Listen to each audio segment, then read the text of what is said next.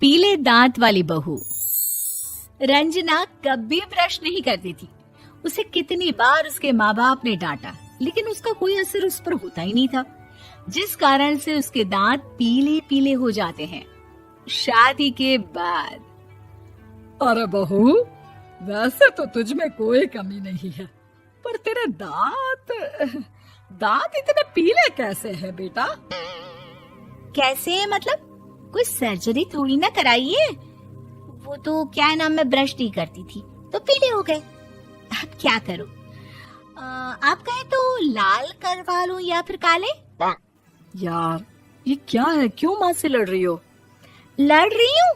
अरे मैं लड़ रही हूँ या ये बोल रही है कि दांत पीले हैं, पीले।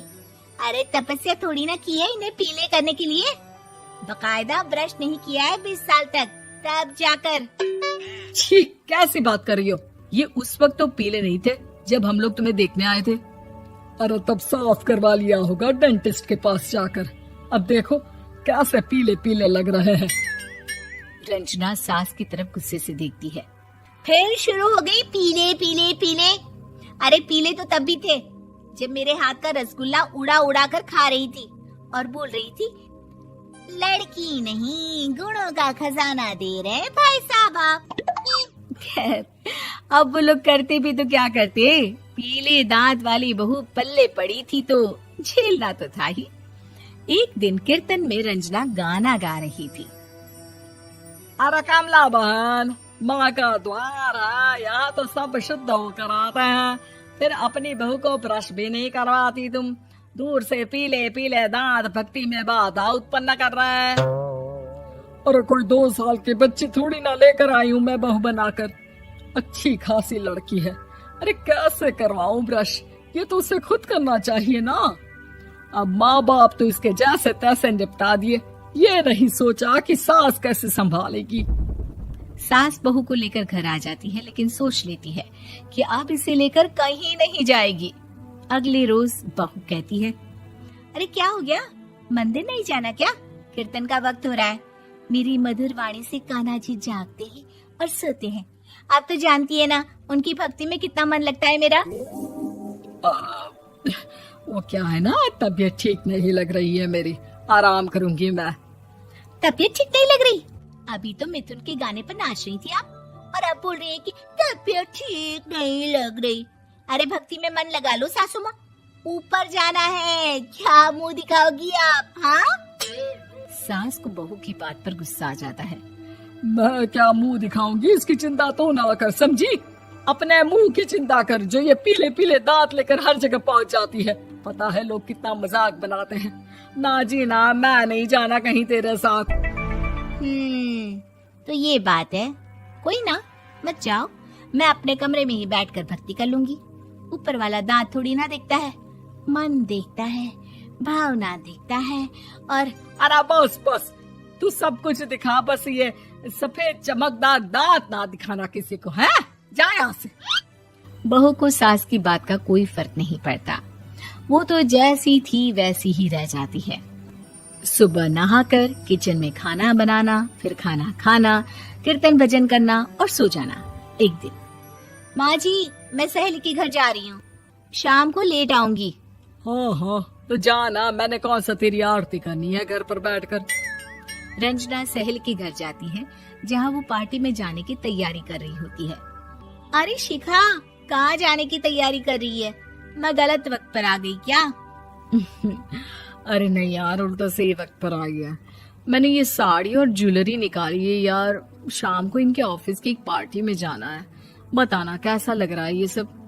नहीं यार, इस ड्रेस के साथ तो वो वाली ज्वेलरी अच्छी लगेगी। हाँ हाँ सही बोल रही है, मैंने ध्यान ही नहीं दिया। वैसे तो हमेशा से मस्त फैशन सेंस रखती है। तो बड़ा जाती होगी ना पति के साथ पार्टी में। रंजना कुछ नहीं बोलती, बस सोचती है कि यार काश ये बात सही हो जाती, पर मैं क्यों नहीं जाती पार्टी में? क्या इन लोगों की कोई पार्टी होती नहीं होगी? रंजना घर आती है और रात में पति से सवाल करती है, एक बात बताइए, आप मुझे किसी पार्टी में क्यों नहीं ले जाते? क्या आपके यहाँ ऑफिस में पार्टी नहीं होती? पति बेचारा क्या कहता कि दांत पीले हैं तुम्हारे इसलिए। अरे कोई पार्टी होती नहीं हम लोगों के ऑफिस में, तो कहाँ से लेकर जाऊं? और मार्केट, मॉल, कहीं वीकेंड घूमना, कहीं तो। अरे यार, सारे हफ्ते में एक छुट्टी मिलती है, तो सोचता हूँ कि आराम ही कर लूं। क्यों? रंजना मन मार के रह जाती है। पहले कभी सास के साथ मंदिर जाया करती थी, लेकिन वो भी सास ने ले जाना बंद कर दिया। घर बैठी बैठी रंजना बोर हो जाती है। तभी उसे आइडिया आता है और वो मायके जाने का सोचती है। सासू माँ, 2 दिनों के लिए मम्मी के घर जा रही हूँ। अच्छा अच्छा, ठीक है, आराम से जा। और हाँ, माँ से कुछ अच्छी आदत सीख कर आना कि कैसे शरीर के हर भाग की तरह दांतों की सफाई भी जरूरी होती है, समझी? शुरू हो गई ना आप। वो लोग आपकी तरह नहीं है कि छोटी छोटी बात का बतंगड़ बना दे। उन लोगों के लिए मैं मायने रखती हूँ, ना कि मेरे पीले पीले दांत। रंजना माँ को बिना बताए उन लोगों को सरप्राइज देती है, लेकिन जैसे ही वो दरवाजे पर पहुंचती है, अंदर देखती है कि घर वाले कहीं जा रहे होते हैं। अब माँ, काश रंजना दीदी के दांतों वाली प्रॉब्लम नहीं होती, तो वो भी हम लोगों के साथ चलती ना बुआ जी की बेटी की शादी में। हाँ बेटा, लेकिन अब उसे कौन समझाए कि उसको उसके पीले दांत नहीं दिखते, लेकिन उसके आसपास के लोगों को कितना एम्बैरेसिंग फील कराते हैं। मुझे तो कितनी बार उसके स्कूल की टीचर ने शिकायत की कि उसके साथ कोई लड़की बैठना भी नहीं चाहती, और ना ही कॉलेज में कोई उससे बात करना चाहता था। लेकिन पता नहीं क्यों उसे ये बात समझ में ही नहीं आती। कोई कमी नहीं है उस लड़की में, बस यही कि दांत पीले हैं। वो तो भला हो जीजा जी और उनकी माँ का, जो दीदी को जैसी है वैसे ही रखा हुआ है। रंजना को अपने घर वालों की बात सुनकर बहुत दुख होता है। वो सोचती है कि वो क्या करे, लेकिन फिर वो सीधा डेंटिस्ट के पास जाती है, अपने दांत चमकाती है और कसम खाती है कि वो रोज ब्रश करेगी। अरे क्या हो गया? तुम तो 2 दिनों के लिए गई थी ना, पर कोई ना, अच्छा है, चलो आ गई तो। रंजना सास के सामने आकर खड़ी हो जाती है और पूरी स्माइल करती है, उसके चमकदार दांतों को दिखाती हुई। हैं? चले मंदिर। माँ, मुझे माफ कर दीजिए, मैंने आप लोगों को बहुत एम्बैरेसिंग फील करवाया। मैं आज से रोज ब्रश करूंगी।